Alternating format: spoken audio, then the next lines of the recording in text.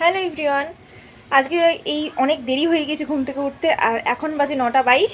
আর আমি এখন টুকটাক কিছু কাজ করছিলাম। আজকে অনেক দেরি হয়ে গেছে, সেই 8:45 থেকে ঘুম থেকে উঠেছি। আর কিছু কাজ হয়নি, টুকটাক কিছু কাজ হয়েছে, এখনও ঘর মোছা টোছা অনেক কিছু বাকি, মাথায় শ্যাম্পু করবো, অনেক কাজ বাকি। তো আজকে কেন এত তাড়াহুড়ো, আমি আর বিশ্বজিৎ যাব আমাদের ওই বাড়িতে। আমার দাদু ঠাম্মা মানে আমার বাবার বাবা মা দুজনেরই আজকে মানে ওই নাম কীর্তন প্রত্যেক বছর মৃত্যুবার্ষিকীর দিনকে করা হয়। তো ওই ঠাম্মার মৃত্যুবার্ষিকীর দিনকেই সব একসাথে দুজনেরটা করা হয়।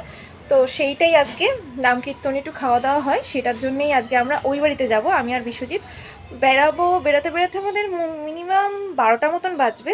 তো যাই হোক, এখন আমার কিছুই হয়নি, তাড়াতাড়ি করে রেডি হতে হবে, না নাহলে বিশ্বজিতের কাছে প্রচুর ঝাড় খাবো আজকে আমি। তো যাই হোক, ব্লগটা কন্টিনিউ দেখতে থাকুন। আচ্ছা, এই জায়গাটার অবস্থা প্রচণ্ড খারাপ, কারণ এখানে রয়েছে, দেখাচ্ছি, এখানে রয়েছে এই যে উনুন, যেটার জন্য এত কালি হয়। তাই এই জায়গাটার অবস্থা এরকম। আমাদের দুতলা সিঁড়ি করা রয়েছে, যখন দুতলা করবো তখন উনুন এখানে থাকবে না, সব আউট করে দেবো, তখন আর কালিও থাকবে না, প্লাস্টার হয়ে যাবে।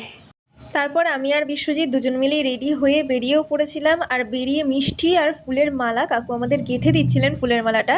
তারপর এখান থেকে ফুলের মালা মিষ্টি নিয়ে তারপরে রওনা দিলাম আমাদের বাড়ির পথে। অটো করেই গিয়েছিলাম, যেহেতু আমাদের বাড়ি বেশি দূর না, তাই জন্য অটো করেই যাওয়া যায়। গিয়ে তো দেখি হাফ কীর্তন হয়েই গিয়েছে, ভাগ্যিস কীর্তন শেষ হওয়ার আগে গিয়ে পৌঁছেছিলাম, নাহলে জেঠু আর বাবার কাছে প্রচুর বকা খেতাম। তারপর কীর্তন শেষ হলো, শেষ হওয়ার পরে সবাইকে প্রসাদ দেওয়ার পরে আজকে অনেক জনের সাথে দেখা হলো, যাদের সাথে অনেক দিন দেখা হয় না। তাদের সাথে বকবক করতে করতে দেখলাম 3টে বেজে গেছে, তাই আমরা খেতে বসে পড়লাম আর তারপর বাড়ির পথে রওনা দিলাম।